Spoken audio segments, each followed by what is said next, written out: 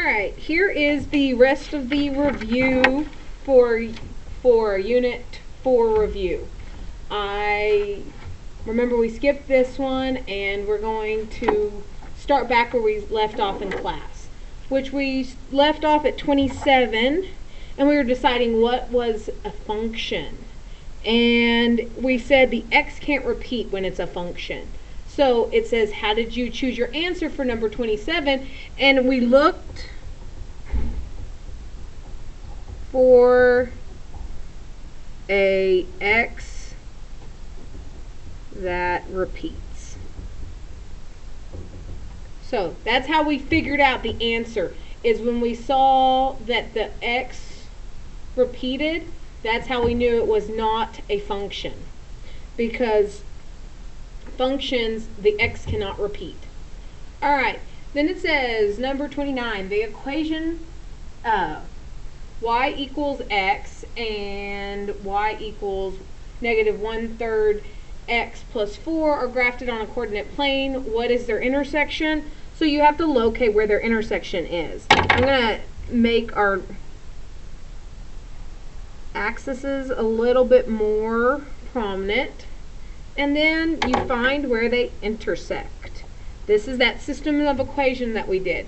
So you have to figure out where they intersect. So it would be 1, 2, 3,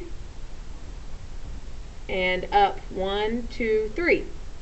So 3, 3 is where they intersect. You can put it into your calculator. I showed you how to use your calculator, and it's the where you find the y, and then you enter in your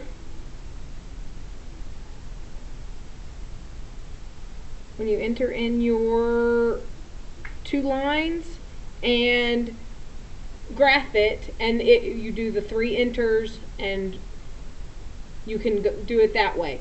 Or, since they gave us the table already, you just find the intersection. Either way works. Okay. Moving to 30. Alright, it says a beaker of 1 milliliter of saline was placed underneath a water drip. After 2 minutes, 6 milliliters of water was added to the saline. Which graph displays the number of milliliters to solution? So, this right here is going to tell you your slope.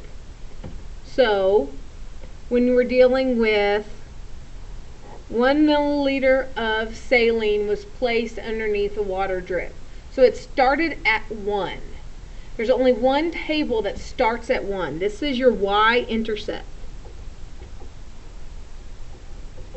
Alright, and then this is your slope. Now, you can figure out this just based on the y-intercept. You would look for what starts at 1. Well, this is the only one that starts at 1. This one starts at 3, this one starts at 3, and this one starts at 0. So the only one that starts at 1 is A, so A is the answer. And you're also looking for it for every 6 milliliters, it would be 6 over 2, so the slope of 3. And if you wanted to, you could catalog that this is a slope of 1, 2 over 1, so it is a slope of 3. So, A is the answer. Now, which one represents a function? Look back in your notes to where we... Abby Allen, come to the front office, please. Abby Allen, come to the front office. Where we decided what's a function and what's not a function.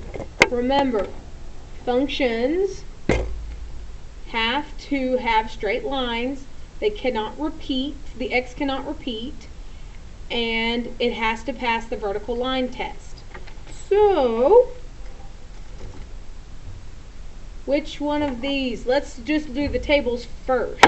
Do they pass the vertical line test? At any point that I draw a line, will it repeat? Yep, right there. So this one is not a function. Then, oh, it hits right there and right there, not a function.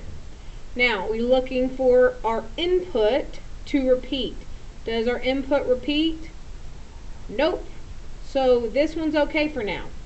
Does my input repeat? Yup. It's 8 is 3, 8 is 4, 8 is 9. So lots of repeating. So B is your answer.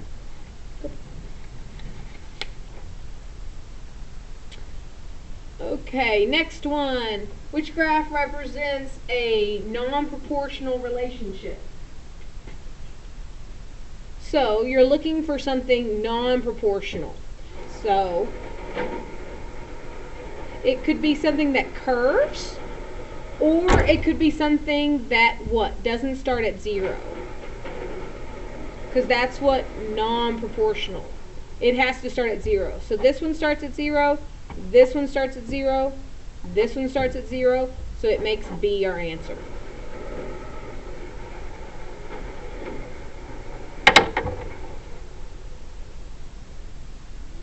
Okay, I did the last one by just locating the point and writing it down. Now I'm going to actually do it in the table this time. So you remember, you have to go y equals, and then you clear out what's there. And you write in the two equations they gave you. 2, and remember your x is right here, x minus 3, that was one line. And then negative x minus 6. So now that it's that way, you're going to go to graph, and it graphs it. It should look just like this table, and it does. Then you're going to second trace. Remember, we want 5 to intersect, and you have to press enter 3 times. 1, 2, 3. Intersection is -1, -5. So, -1, -5. So, you can either just locate it, or you can put it in your calculator. Either way works. Alright, last page. Which table this table represents a linear relationship, so we know it has to stay constant. Alright, does the table represent a proportional relationship? Well, let's see if it does. So remember, we have to see if the change over y over the change over x is the same. So this was +1, +1, +1. This increased by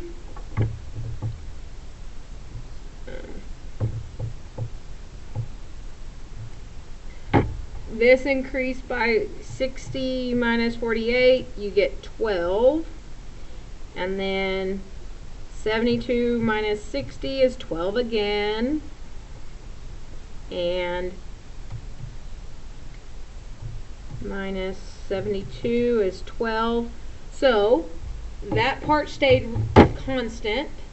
So does this table represent a proportional relationship? So far it does, but the next part to be proportional is it has to go to 0. It has to start at 0. So there's a couple ways to do this. We could use our point slope pick a point policy. Okay? Sorry, I don't know how I wrote 2. It's B. Alright, so we don't know B, but we can just pick a point. So let's pick this point. And y is 48. Our slope we just discovered was 12 over 1, so otherwise known as 12, times 4 plus b. Okay? So then we're going to simplify what we can. 12 times 4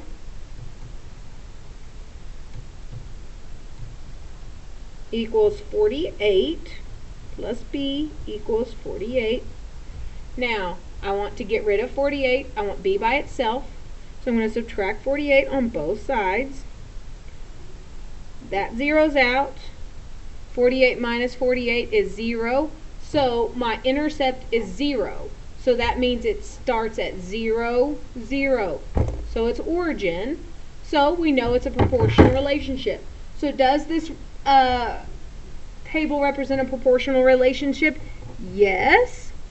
And how do you know? Is you know it from the question that it makes a line. And you also know it has a constant rate of change.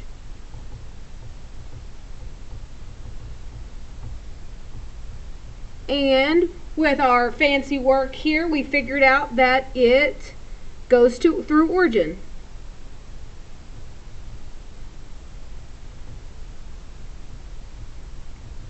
So it's proportional. It hits all three of those things, so it's proportional. Okay, this next one. It says, does the values in the table represent a linear relationship? Well, we go and do the same thing. We got to figure it out. This one, let's try to find the constant first. This one goes up by 2, 2, 2. And this one goes up by 4, 4.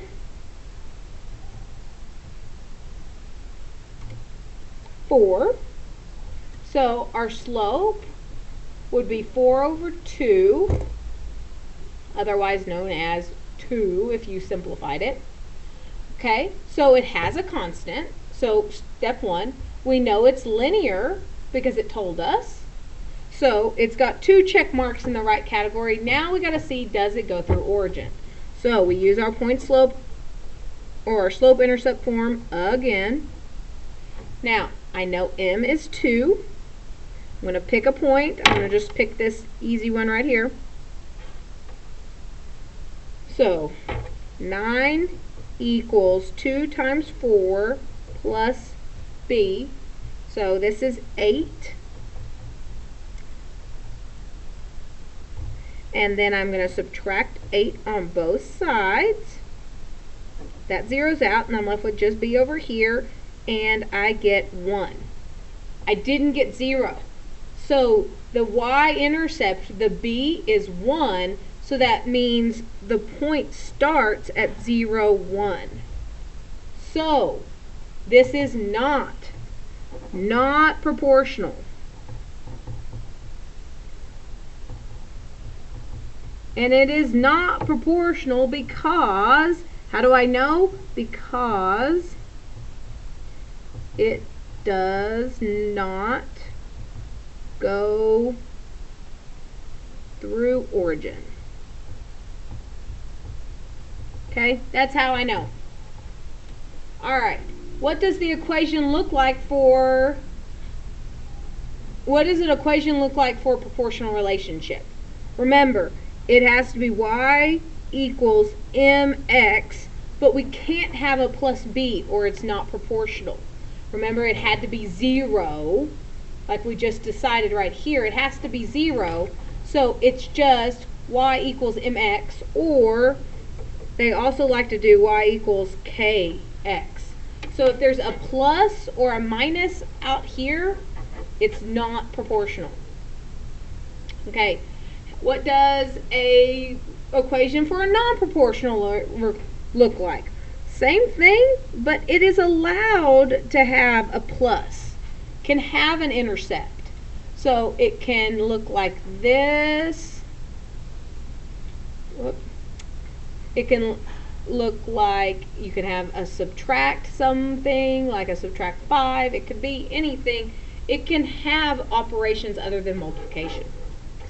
Alright, last but not least, Miss Ammons has a box of pencils. There are 144 in a box. Miss Duncan has a package of 74 erasers of 74. Which table does not model the relationship between pencils and erasers? Okay, so your pencils are right here. 144 is pencils, and erasers are 72. This is erasers. So you're looking for things that keep that same ratio. Well, first things you can do is simplify this current ratio. Alright, so get your calculator. Second,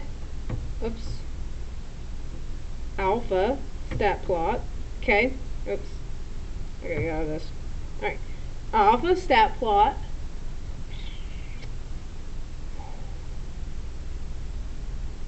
There, finally. Okay, and then do 144 over 72, and it simplifies it to 2. So the relationship, there should be twice as many erasers as there are twice as many pencils as there are erasers, because it simplifies to 2 over 1. So you're looking for the relationship. This is going to be your x, this is your y. So 1 should equal 2. No. Should be twice as much. Wait, none of them are doing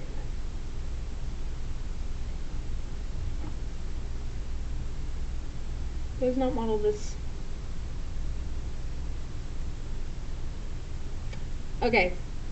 We're going to attack this a little differently. We're going to look for constants. And this one does not show a constant rate. This one shows a constant rate, and it's going to be 50 over 5. This one shows a constant rate of 12 over 2. So it is this one. Okay, sorry I did a bad job explaining this last one. The one on your test is not like this. And alright, trying to keep my time down. I will publish this as soon as possible. Alright, bye guys.